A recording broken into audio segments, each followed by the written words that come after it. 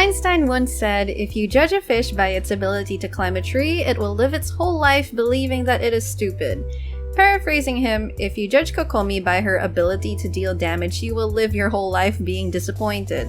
That being said, how do we judge a character like Kokomi? Hey everyone, it's Sevy. So Kokomi finally dropped, and just as promised, I have a bunch of Kokomi videos on the way. So I'd like to start with my first impressions of Kokomi and share with you the Kokopium high I'm feeling, but also my grounded impressions. So before we get into the video, I want to preface it with these very important disclaimers.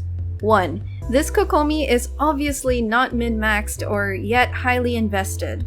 These are artifacts that have been prepared within 2 to 3 weeks, not 3 to 5 months like a well-invested character would have. 2.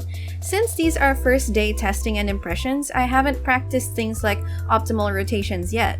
While I will still take more time to test her and build her, I want to show you now what you can expect at least. 3. If the main thing you care about is seeing big damage numbers on a new character, don't pull her, period.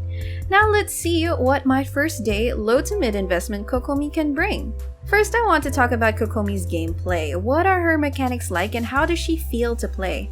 There are 3 main things I noted about Kokomi's damage mechanics. 1. She can't crit unless you build a crazy amount of crit on her. However, the passive doesn't completely take her crit away. If you surpass 100% crit rate somehow, you can in theory make her crit. 2. Her HP damage bonus is a flat bonus. You take the percentage of her HP from her burst multipliers and slaps that onto her auto attack and jellyfish damage. So her damage within her burst window highly benefits from HP. Attack percent, on the other hand, will benefit her jellyfish and autos more outside of her burst window. 3. Her burst window damage benefits from healing bonus. That includes healing bonuses from a healing circlet, the Maiden's 2-piece effect, but not Hydro Resonance, which honestly is a shame. It would have made Hydro Resonance a lot more useful.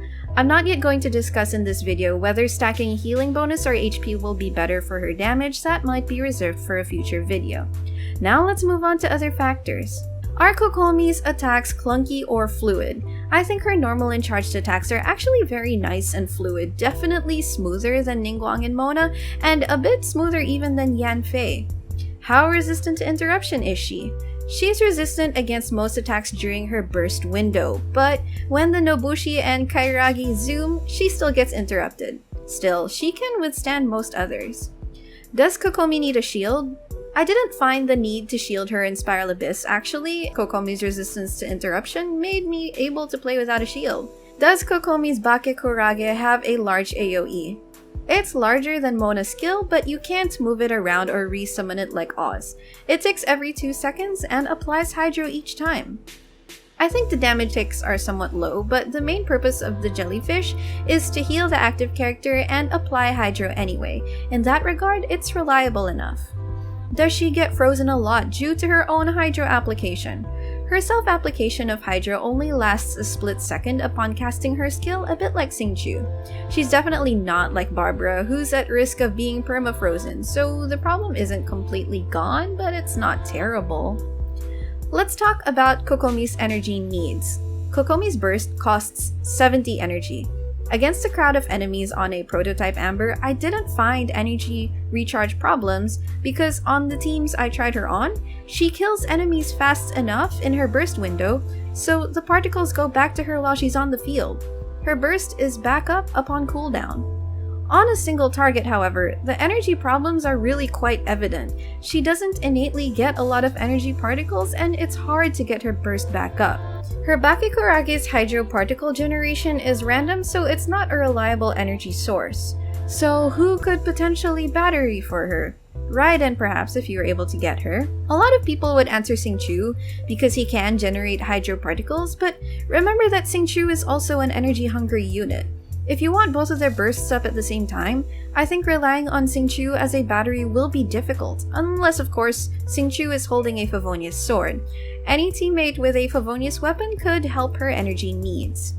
But personally, I would just avoid relying too much on her against single target enemies. Before we get into her damage and healing, one last thing.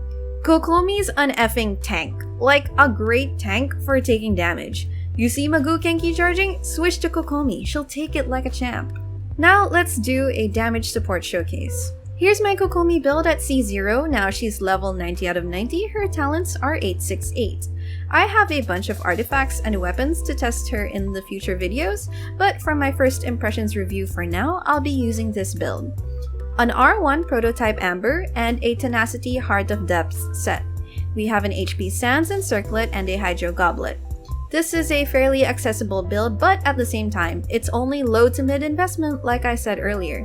Here are some damage numbers I've collected so far. I'm going to reiterate that out of everything I'm saying in this video, these numbers will be the most subject to variability due to your build. So please don't use this as a basis for a max investment Kokomi.